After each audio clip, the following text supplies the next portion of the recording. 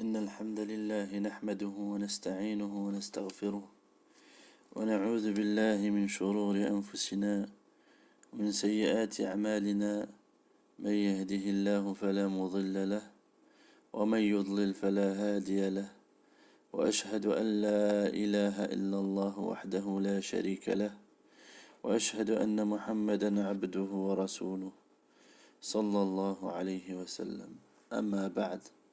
Ceci est la traduction de la locution faite par Cheikh Ibrahim al-Muhaymid pour Ahl Sunnah Traduction.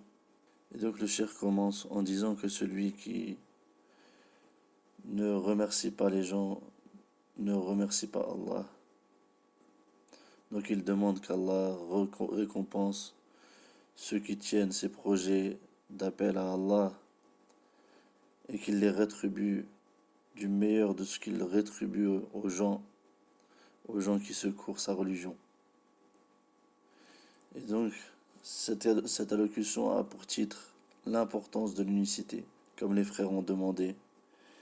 Et donc le cheikh il dit, et avant d'évoquer l'importance du plus grand droit qui existe dans l'existence, qui est le droit d'Allah subhanahu wa ta'ala, il dit, je m'enjoins ainsi qu'à mes frères la prescription qu'Allah a donnée à son prophète sallallahu alayhi wa sallam. En effet, il lui dit, crains Allah. De même, c'est la prescription que les prophètes des communautés précédentes ont enjoint. C'est aussi la prescription qu'il convient aux savants de prescrire aux étudiants en sciences et de se prescrire les uns les autres. Et cette prescription réside dans l'ordre de craindre Allah subhanahu wa ta'ala. Et ceux qui ont le plus besoin de la crainte d'Allah sont les gens droits, les gens pieux.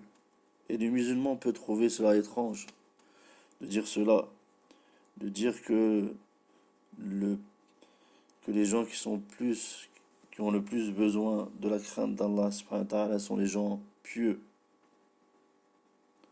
Donc le cheikh dit, comment peuvent-ils être davantage dans le besoin que les autres? Il dit, la réponse est très facile. Et la réponse est que parmi les choses les plus dangereuses, il y a le fait que le musulman s'habille de l'habit de la taqwa, de la piété, et fasse paraître la rectitude, l'obéissance, le commandement du convenable, l'interdiction du blâmable, le prêche vers à la religion d'Allah, la recherche de la science, enseigner le Coran et l'apprendre, et puis qu'ensuite ils se mettent à désobéir et à outrepasser les interdits d'Allah Azza wa Jal. En ce qui concerne cette sorte de personnes, il a été rapporté 2 punitions. Dans la Sunna, il a été rapporté 2 punitions pour lui. Le prophète sallallahu alayhi wa sallam a dit, viendront certes des gens de ma communauté le jour de la résurrection ou le jour du jugement avec des hasanat, des bonnes actions, comme la montagne de Toham, qu'Allah rendra comme de la poussière éparpillée, c'est-à-dire qui n'ont pas de valeur, qui n'ont aucune valeur, des actions qui n'auront aucune valeur. Et les compagnons ont dit, ô messager d'Allah, décris-les-nous afin que nous ne fassions pas partie d'eux. Donc les compagnons ont dit, décris-les-nous afin que nous ne fassions pas partie d'eux sans que nous le sachions. Et donc il explique le cheikh que les montagnes de Toham, elles sont situées après le haram de la Mecque, après le domaine sacré de la Mecque. Et cette chaîne de montagnes s'étend jusqu'au Yémen, environ 1000 km de montagnes. Et donc il dit qu'ainsi il y aura des gens qui viendront au jour de la résurrection avec le poids de ces montagnes en bonne action, en hasanat. Et le cheikh dit aussi, et regarde cette leçon immense. Lorsque le prophète sallallahu alayhi wa sallam a émis les caractéristiques de ces gens, les compagnons ont eu peur et ont pensé que chacun d'entre eux était visé par ce hadith. Cependant, le cheikh dit, cependant c'est à Allah que nous nous plaignons. Et si ce hadith est évoqué à l'un d'entre nous, nous ne nous sentons pas visés par ce hadith. Et donc en effet, les compagnons ont demandé au prophète sallallahu alayhi wa sallam de les décrire. Et il répondit, sallallahu alayhi wa sallam, ce sont des gens qui prient de la même manière que vous priez et qui jeûnent de la même manière que vous jeûnez. Et dans une version, ils ont une part de la prière de la nuit, c'est-à-dire qu'ils prient la nuit, que ce soit au début de la nuit ou à la fin de la nuit, c'est-à-dire qu'Allah leur pourvoit de pratiquer le witr durant la nuit à sa fin. Et donc le cheikh il dit aussi, mais où est donc le défaut? Donc il dit le prophète sallallahu alayhi wa sallam, mais ce sont des gens qui, lorsqu'ils sont seuls face aux interdits d'Allah, ils transgressent les interdits d'Allah. Et il dit le cheikh en ce qui concerne la deuxième punition. Le prophète sallallahu alayhi wa sallam a dit, le jour du jugement dernier, on amènera un homme qu'on jettera en enfer. Ses intestins sortiront alors de son ventre et il tournera dessus dans le feu comme l'âne attaché à un moulin. Les gens de l'enfer se rassembleront autour de lui et lui demanderont, ô un tel, qu'as-tu donc? Ne nous ordonnais-tu pas le convenable et ne nous interdisais pas, ne nous interdisais-tu pas le blâmable? Il répondra, si, mais je vous ordonnais le convenable et je ne le faisais pas, et je vous interdisais le blâmable et je le pratiquais moi-même. Et donc il dit le cheikh, regarde ici la règle suivante. La rétribution al-jaza min jins al-amal, c'est-à-dire la rétribution aura lieu ou sera du même genre que l'œuvre. En effet, lorsque cette personne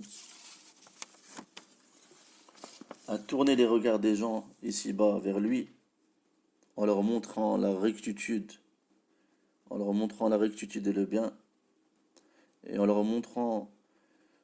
interdisant le blâmable, et en leur commandant le convenable, Allah a fait que les regards des gens se tournent vers lui au jour de la résurrection.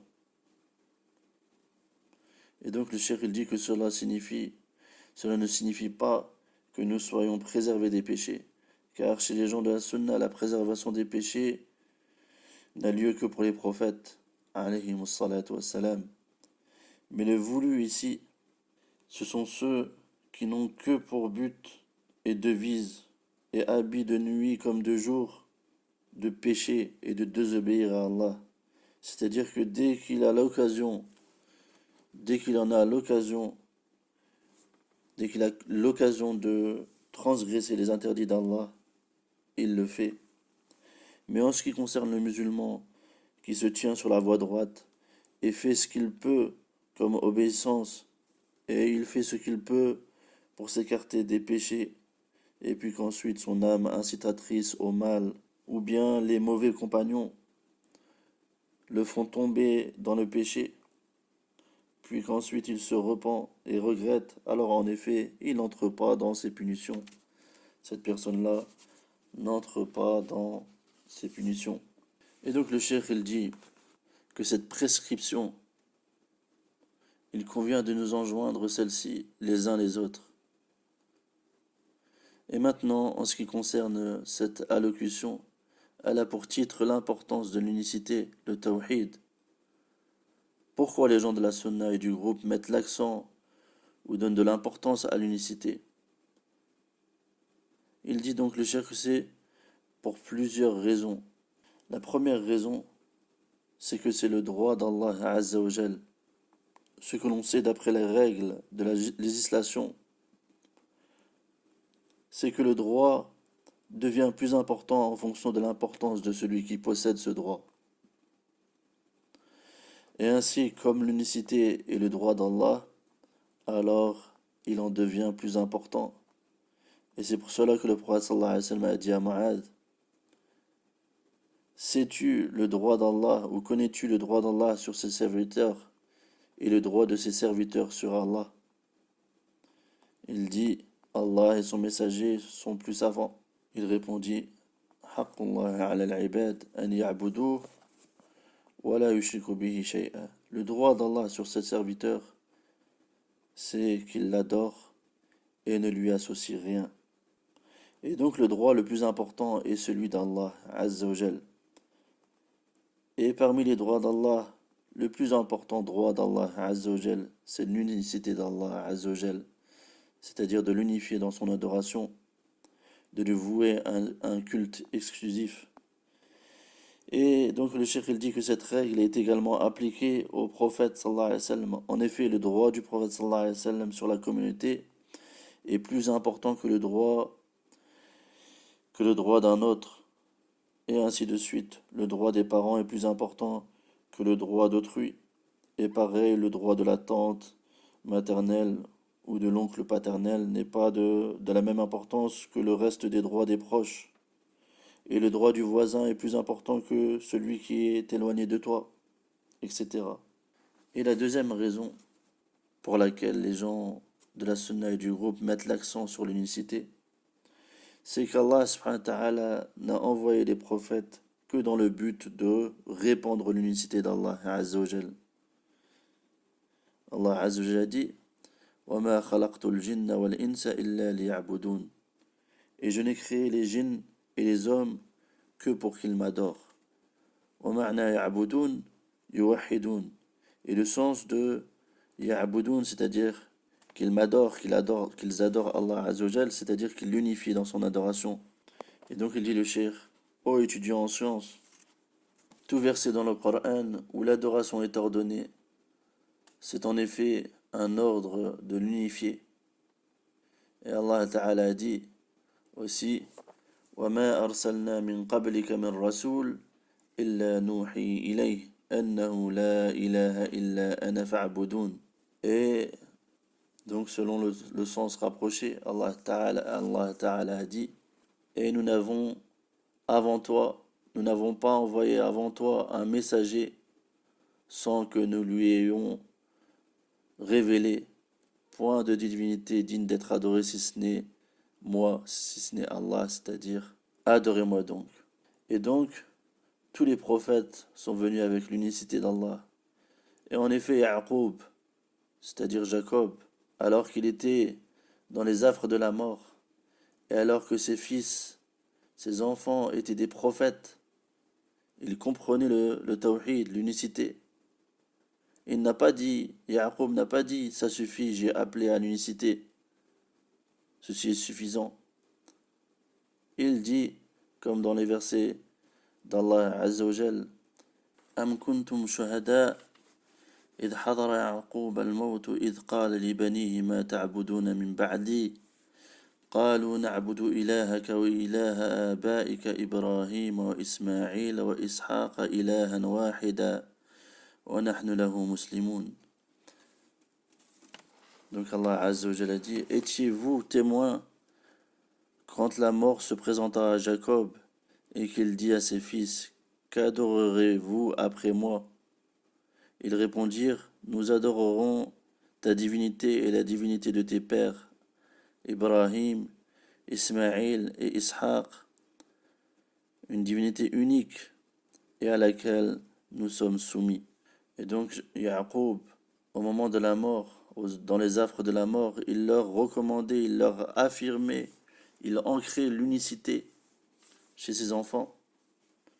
Et aussi le prophète sallallahu alayhi wa sallam a dit, il dit au maître des vertueux, c'est-à-dire Abu Bakr as-Siddiq, Omar, Uthman, Ali, Talha, Az-Zubayr, il leur dit أخوف ما أخاف عليكم الشرك الأصغر. La chose dont j'ai le plus peur pour vous, c'est la petite association. Et donc, si le prophète sallallahu alayhi wa sallam avait peur pour les plus pieux de cette communauté, il avait peur qu'ils tombent dans l'association, alors à plus forte raison pour nous. Et la troisième raison, c'est la balance, l'unicité, c'est la balance qui tranche dans l'acceptation des œuvres. En effet, si le tawhid, l'unicité, est accepté, alors l'ensemble des œuvres sont acceptées, et vice-versa. Allah Ta'ala a dit وَلَقَدْ أُوحِيَ إِلَيْكَ أي إلى محمد وإلى الذين من قبلك لئن أشركت ليحبطن عملك ولتكونن من الخاسرين. Allah subhanahu wa ta'ala a dit à son prophète, et certes nous t'avons révélé, ainsi qu'à ceux qui étaient avant toi, c'est-à-dire les prophètes, si tu associes, tes œuvres seraient vaines, et tu serais très certainement au nombre des perdants. Et en effet, le prophète sallallahu alayhi wa sallam est exempté de commettre de l'association, mais en effet ce discours est orienté aussi vers sa communauté. Et donc le cheikh il dit que le shirk, c'est-à-dire l'association, il est semblable au hadith, c'est-à-dire que lorsqu'il intervient dans le wudu, il l'annule. Et donc il dit le cheikh que certaines personnes te disent, comment peux-tu dire de ces personnes qu'ils sont polythéistes, qu'ils sont mushrikines? Ils te disent, regarde, cette personne-là est toujours au premier rang, ou elle est au premier rang. Il a fait le hajj, le pèlerinage 40 fois. Et aussi celui-là a la tâche, il a la tâche de la prosternation sur le front. Donc le cheikh il dit, nous disons tout doux ou doucement, le shirk, lorsqu'il intervient dans une adoration, il la corrompt, c'est-à-dire qu'il l'annule. Et donc le cheikh dit, et nous te donnons un exemple. Si une personne du Fajr jusqu'au Dhahr, jusqu'à la prière du Dhahr, si cette personne venait à refaire ses ablutions 20 fois tout en étant en état d'ablution en un jour de grande chaleur et qu'il venait au masjid pour la prière du Dhahr, mais qu'au moment d'entrer dans le masjid, il perd ses ablutions, c'est-à-dire qu'il commet un annulatif des ablutions. Donc il dit le cheikh, est-ce que les 20 ablutions lui seront utiles? Et la réponse est non. Si on lui dit crains Allah, tu as perdu, et si cette personne on lui dit crains Allah, tu as perdu tes ablutions, et qu'il réponde je jure par Allah que je me suis ablutionné du Subh jusqu'au Dhahr 20 fois, est-ce que cette parole-là lui est profitable?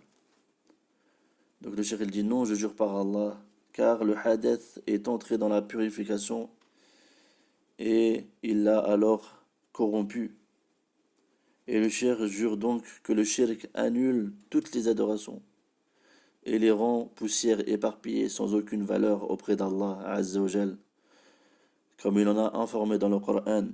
Entre parenthèses, Allah subhanahu wa ta'ala dit Inna Allah la yaghfiru an yushraka bih wa yaghfiru ma duna dhalika liman yasha.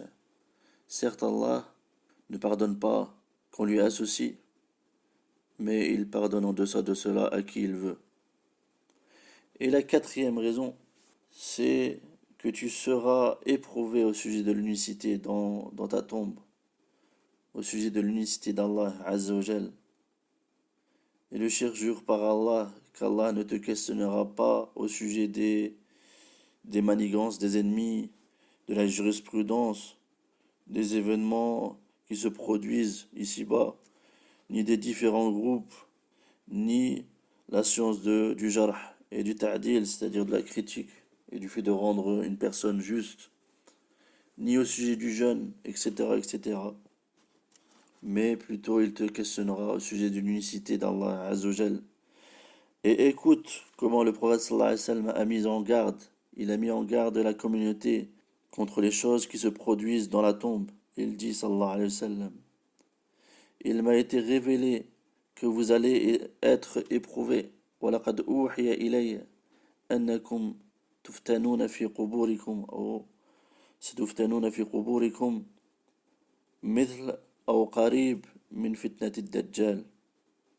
Il m'a été révélé que vous allez être éprouvés dans vos tombes d'une épreuve similaire ou proche à l'épreuve du Dajjal, du faux Messie.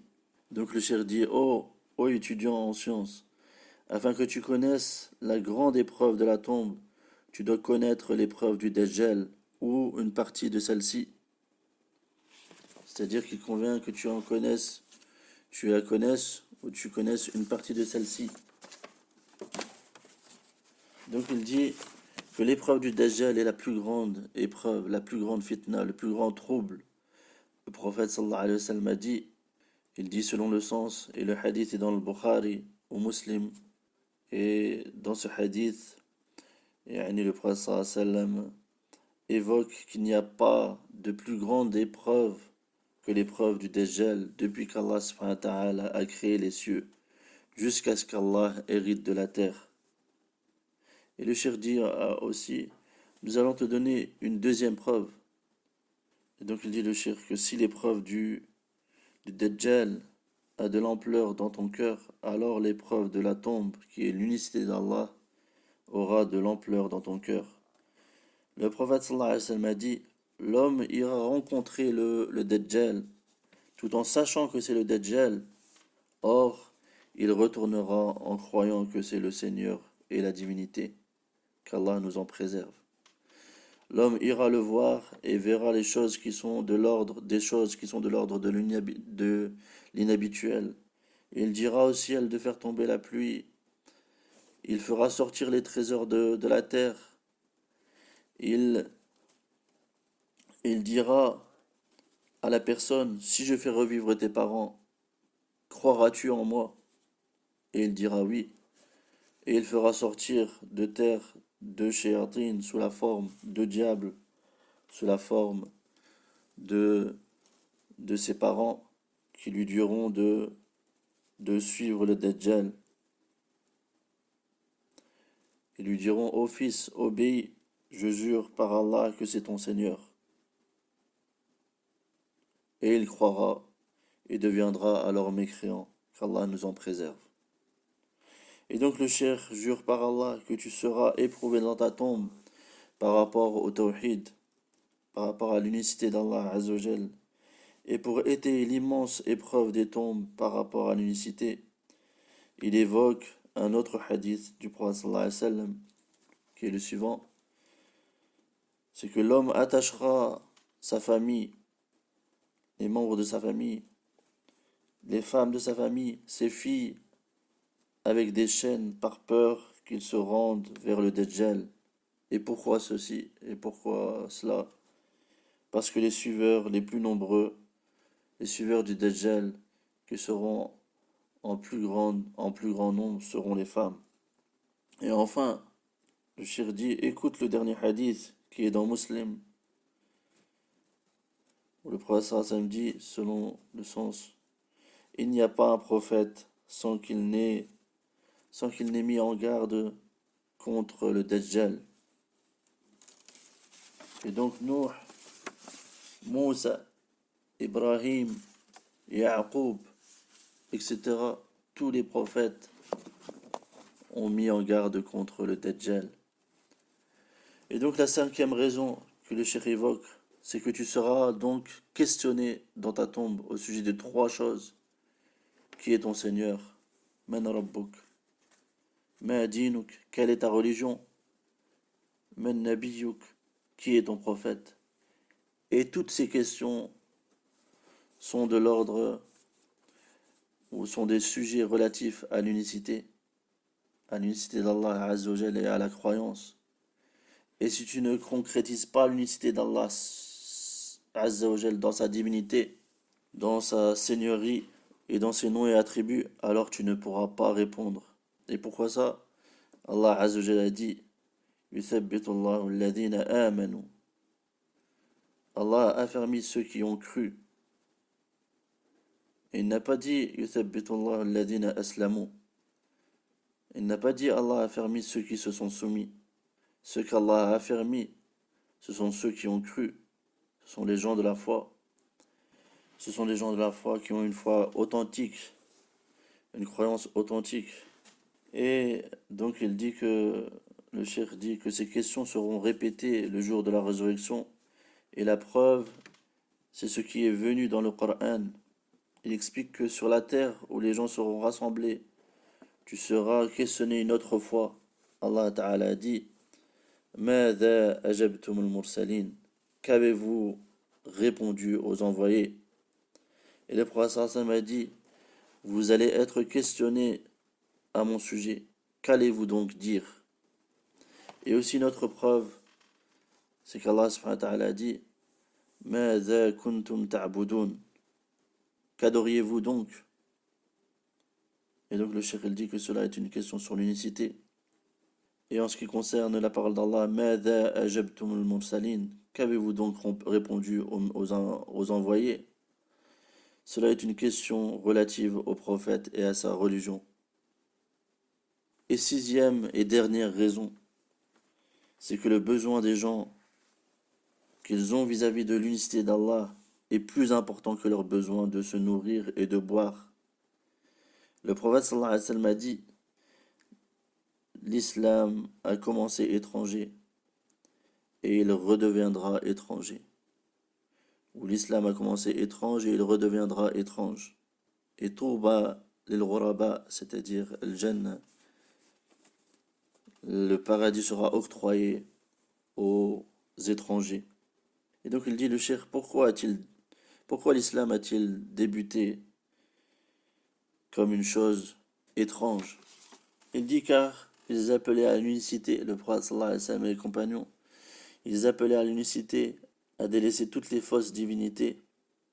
Allah Ta'ala dit au sujet de ce qu'ont dit les polythéistes, أجعل الآلهة إلها واحدة إن هذا لشيء عجاب. A-t-il fait de nos divinités une seule et même divinité? Ceci est une chose étonnante. Et donc il dit le cheikh qu'il redeviendra étrange, l'islam. Et ceci signifie, comme a dit Cheikh Ibn Baz, rahmatullahi alayhi, car les gens ignoreront l'unicité. Et donc le cheikh a dit, أسأل الله العظيم أن يرزقنا وإياكم التوحيد. Je demande à Allah l'immense de me pourvoyer ainsi qu'à vous l'unicité. سبحانك اللهم وبحمدك أشهد أن لا إله إلا أنت أستغفرك وأتوب إليك.